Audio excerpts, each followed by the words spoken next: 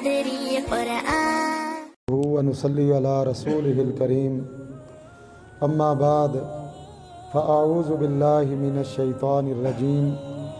بسم الله الرحمن الرحيم إنا أنزلناه في ليلة القدر وما أدراك ما ليلة القدر ليلة القدر خير من ألف شهر تنزل الملائكة والروح فيها بإذن ربهم من كل أمر سلام هي حتى مطلع الفجر۔ رمضان المبارک جس کے تیسرے عشرے کا آغاز ہو چکا ہے، آج تاک راتوں میں سے پہلی تاک رات ہے، اور یہ لیلۃ القدر وہ رات ہے کہ جس کو اللہ رب العالمین نے قرآن مجید کی وجہ سے عظمت عطا فرمائی ہے۔ قرآن پاک کو اللہ تعالیٰ نے لیلۃ القدر میں نازل فرمایا، اور یہی وہ رات ہے جس کو قرآن پاک میں اللہ تعالیٰ نے لیلہ مبارکہ یعنی برکت والی رات کہا ہے۔ انا انزلناہ فی لیلۃ مبارکہ، ہم نے قرآن پاک کو مبارک رات کے اندر نازل کیا۔ اور یہ لیلۃ القدر کیا ہے؟ اللہ رب العالمین فرماتے ہیں وما ادراک ما لیلۃ القدر، اے میرے پیغمبر آپ کیا جانے کہ لیلۃ القدر کیا ہے؟ پھر خود ہی اللہ رب العالمین فرماتے ہیں کہ لیلۃ القدر خیر من الف شہر، کہ یہ قدر والی رات اس ایک رات کی عبادت جو ہے 1000 مہینوں کی عبادت سے زیادہ افضل ہے۔ تنزل الملائکۃ والروح فیہا باذن ربہم من کل امر، اس رات کے اندر فرشتے آسمان سے اترتے ہیں، حضرت جبریل علیہ السلام بھی اللہ رب العالمین کی طرف سے حکم لے کر احکام لے کر زمین پر آتے ہیں، اور اللہ کے رسول صلی اللہ علیہ وسلم نے فرمایا کہ فرشتے جو زمین پہ آتے ہیں ان کی تعداد جو ہے وہ کنکریوں سے بھی زیادہ ہوتی ہے۔ اس قدر اللہ کے فرشتے اس زمین پر آتے ہیں اور اللہ کے ذکر کی محفلوں کو مجلسوں کو تلاش کرتے ہیں، اور یہ وہ رات ہے اللہ رب العالمین فرماتے ہیں کہ سلام ہی حتی مطلع الفجر، کہ یہ رات سلامتی والی ہے حتیٰ کہ فجر طلوع ہو جائے، یعنی فجر طلوع ہونے تک اس رات میں سلامتی ہی سلامتی ہے۔ تو یہ رات میرے بھائیوں ایسے لوگوں کے لیے کہ جنہوں نے پہلے 20 دن جو ہیں سستی میں غفلت میں گزارے ہیں، صحیح انداز میں ان راتوں کے اندر قیام نہیں کر سکے، نماز تراویح نہیں پڑھ سکے، یہ رات ان لوگوں کے لیے بھی اللہ کی طرف سے ایک موقع ہے کہ اللہ کے رسول صلی اللہ علیہ وسلم فرماتے ہیں من قام لیلۃ القدر ایمانا واحتسابا غفر لہ ما تقدم من ذنبہ، کہ جو مومن لیلۃ القدر کا قیام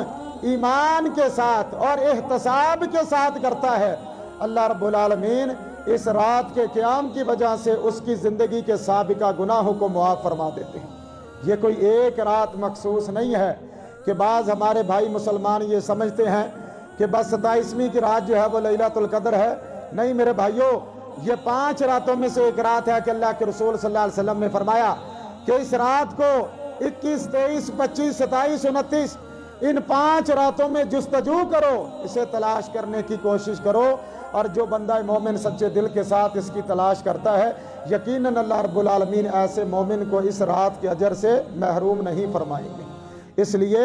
بڑی محنت کے ساتھ، بڑی محبت کے ساتھ ہمیں ان راتوں کے اندر محنت کرنی ہے۔ اللہ کے رسول صلی اللہ علیہ وسلم آپ کا خاصہ یہ تھا کہ جس وقت آخری عشرہ شروع ہوتا آپ اپنی کمر کس لیتے اللہ کی عبادت کے لیے، آپ خود بھی جاگتے اور اپنے گھر والوں کو بھی جگایا کرتے تھے، خوب اللہ کی عبادت کے اندر آپ اس رات کو گزارتے تھے۔ اس لیے میرے بھائیوں یہ رات یہ قیام کی رات ہے، عبادت کی رات ہے، ذکر کی رات ہے، تلاوت کی رات ہے، دعا کی رات ہے، توبہ استغفار کی رات ہے، صدقہ و خیرات کی رات ہے، کہ ہر قسم کی نیکی جو ہم سے اللہ توفیق عطا کرے۔ اللہ رب العالمین ہم سے جو نیکی لے، ہمیں ہر قسم کی نیکی کر کے اس رات میں اللہ رب العالمین کو راضی کرنے کی کوشش کرنی چاہیے۔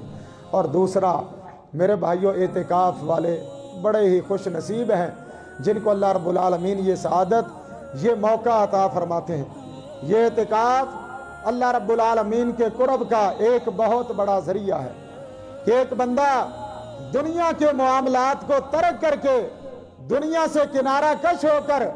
خالص اللہ کو راضی کرنے کے لیے، اللہ کا قرب پانے کے لیے اس جستجو میں وہ اللہ کے گھر میں آ کر ایک کونے میں خیمہ لگا کر بیٹھ جاتا ہے۔ یہ خیمہ، یہ چادریں، یہ ایک دوسرے سے چھپنے کے لیے نہیں ہے، بلکہ اصل یہ چیز ہے کہ بندے کا اللہ کے ساتھ ایک تعلق بن جائے۔ وہ بندہ جو اعتکاف کی حالت میں ہے وہ اللہ رب العالمین سے گفتگو کرے۔ اور یاد رکھیے، شاہ ولی اللہ محدث دہلوی رحمہ اللہ فرماتے ہیں کہ اعتکاف کرنے والا وہ اعتکاف کی حالت میں اسے فرشتوں جیسا جو ہے رویہ اختیار کرنا چاہیے کہ جس وقت اعتکاف کی حالت میں فرشتے ہر وقت اللہ کی تسبیح میں لگے ہیں، ہر وقت اللہ کے ذکر میں لگے ہوئے ہیں، تو جو اعتکاف کرنے والا ہے اسے ہر وقت اللہ کی تسبیح میں،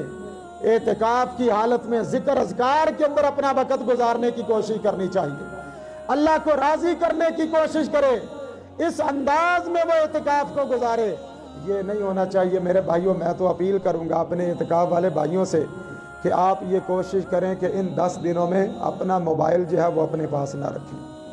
موبائل آپ کے پاس، خصوصاً جو بڑے موبائل ہیں، ٹچ موبائل ہیں، وہ تو ہونا ہی نہیں چاہیے۔ اگر ضرورت ہے، کال کرنی ہے کسی کو، تو پھر چھوٹا موبائل اپنے پاس رکھیں، بلکہ اگر وہ بھی آپ نہیں رکھنا چاہتے نہ رکھیں۔ میرے پاس موبائل ہے، آپ نے جدھر بھی کال کرنی ہے، کسی سے رابطہ کرنا ہے، آپ میرے موبائل سے کسی کے ساتھ رابطہ کر سکتے ہیں۔ بلکہ پہلی بات تو یہ ہے کہ ہمیں کسی کے ساتھ رابطہ کرنے کی ضرورت ہی نہیں ہے، ہم یہاں پر اللہ کے ساتھ رابطہ کرنے کے لیے آئے ہیں۔ اور جو یہاں پر بھی بیٹھ کر اپنے خیمے میں موبائل چلائے گا، فیس بک چلائے گا، یوٹیوب چلائے گا، پھر وہ اعتکاف کے مقصد کو حاصل نہیں کر سکتا۔ اس لیے میری گزارش ہوگی ماؤں بہنوں سے بھی اور آپ احباب سے بھی جو اعتکاف کی حالت میں ہیں کہ آپ ان 10 دنوں کے اندر کم از کم موبائل سے اپنے آپ کو بچا کر رکھیں تاکہ صحیح انداز میں اللہ رب العالمین کو راضی کر سکیں۔ اور یہ میرے بھائیوں، یہ کیفیت کوئی معمولی سا عمل ہے کہ آپ مسجد میں آ کر بیٹھ گئے ہیں۔ اللہ کے رسول صلی اللہ علیہ وسلم تو فرماتے ہیں کہ جو بندہ مسجد میں آ کر نماز کے انتظار میں تھوڑی دیر کے لیے بیٹھتا ہے یا نماز کے بعد بیٹھ کر اللہ کے ذکر میں مشغول ہوتا ہے، آپ نے فرمایا کہ اللہ کے فرشتے اس کے لیے رحمتوں کی دعائیں کرتے ہیں، فرشتے اس کے لیے بخشش کی دعائیں کرتے ہیں۔ اور آپ کو تو اللہ نے یہ موقع دیا کہ آپ ہیں ہی مسجد میں، آپ نے فجر پڑھی ہے، آپ ظہر کے انتظار میں ہیں، ظہر پڑھی ہے، عصر کے انتظار میں ہیں۔ اس انداز میں اپنا وقت گزارنے کی کوشش کریں کہ آپ کی کوئی ایک نماز جو ہے وہ تکبیر اولیٰ سے رہنی نہیں چاہیے۔ اس انداز میں اعتکاف کریں کہ نفل و نوافل کے ذریعے اللہ رب العالمین کا قرب حاصل کرنے کی کوشش کریں کہ اللہ کے رسول صلی اللہ علیہ وسلم نے فرمایا کہ بندہ سجدے کی حالت میں اپنے رب کے سب سے زیادہ قریب ہوتا ہے۔ یہ کیفیت بنانے کی کوشش کریں۔ اس لیے میری معتکف بھائیوں سے، ماؤں بہنوں سے گزارش ہے کہ اس انداز میں آپ یہ 10 دن گزاریں کہ ہم یہاں پر عبادت کے لیے آئے ہیں، جستجو کے لیے آئے ہیں، اللہ کا قرب حاصل کرنے کے لیے آئے ہیں، اللہ کو راضی کرنے کے لیے آئے ہیں۔ ہم اپنے گھر کو ترک کر کے آئے ہیں، دنیا سے، دوستوں سے، بازاروں سے، کاروباری معاملات سے، ہم سب کچھ کنارہ کش ہو کر ہم اللہ کے گھر میں آئے ہیں۔ تو یہ کنارہ کش ہو کر ہمیں اسی انداز میں عبادت کرنے کی کوشش کرنی چاہیے۔ اللہ رب العالمین آپ احباب کو صحیح معنوں میں جو اعتکاف کا مقصد ہے اسے حاصل کرنے کی توفیق عطا فرمائے۔ اور یہ جو 5 راتیں ہیں جن میں ہمیں جستجو کر کے لیلۃ القدر کو تلاش کرنا ہے، اللہ ہمیں خوب محنت کر کے اپنی رضا کے لیے زیادہ سے زیادہ نیک اعمال اور نیکیاں کرنے کی توفیق عطا فرمائے۔ آج انشاءاللہ ہم 4 رکعتیں ابھی نماز ادا کریں گے، اس کے بعد انشاءاللہ تھوڑی دیر کے لیے وقفہ ہوگا، پھر